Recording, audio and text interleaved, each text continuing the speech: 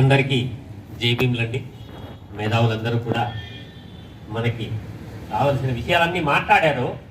అంటే చెప్పుదురు కోటి చెయ్యరు ఒకటి, చెప్పుదురు కోటి చెయ్యరు ఒకటి. చిన్న ఒక మాట చెప్పుకుందాం.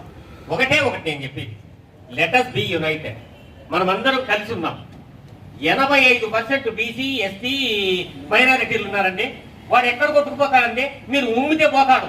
దానికోసం అది లేకుండా నేను ఆ మీటింగ్ పెడతా, నేను ఈ మీటింగ్ పెడతా, అదొస్తా ఇదొస్తా కాదు. ఇంటి నుంచి మొదలు పెట్టండి. మన ఓట్లు మనం వేసుకున్నాం. ఎందుకు వాడు ఎక్కడ గాలికి పోతాడు చూడండి. దయచేసి మీరు ఆ పని చేయండి. ఇంట్లో నుంచి మొదలు పెట్టండి. ఇండియా బాగుపడుతుంది.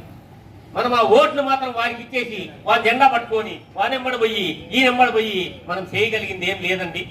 మనకు అధికారం రావాలి, అప్పుడే మనం సాధించుకుంటాం. మాయావతి గారు చేసి చూపించారు అక్కడ ఉత్తరప్రదేశ్లో. ఇది మనం చూడండి. బిఎస్పీ వాళ్ళు చక్కగా చేసి చూపించారు. కాంశీరామ్ గారు నిలబడ్డారు.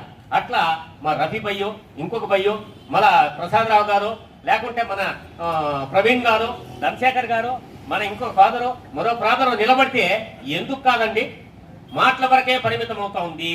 మనం పని చేయడం లేదు, ఐక్యంగా ఉండడం లేదు. చాలా మాటలు చెప్తాం, ఐక్యత లేదు, ఒక్కటిగా లేము. దానివల్లనే చెడిపోతున్నాము. దయచేసి మనమందరం కూడా ఐక్యంగా పోరాటం చేస్తూ మన హక్కుల్ని సాధించుకుంటూ మన ఓటు మనం వేసుకొని పరిపాలనలో ముందుకు సాగుదాం. జై భీమ్. ధన్యవాదాలు.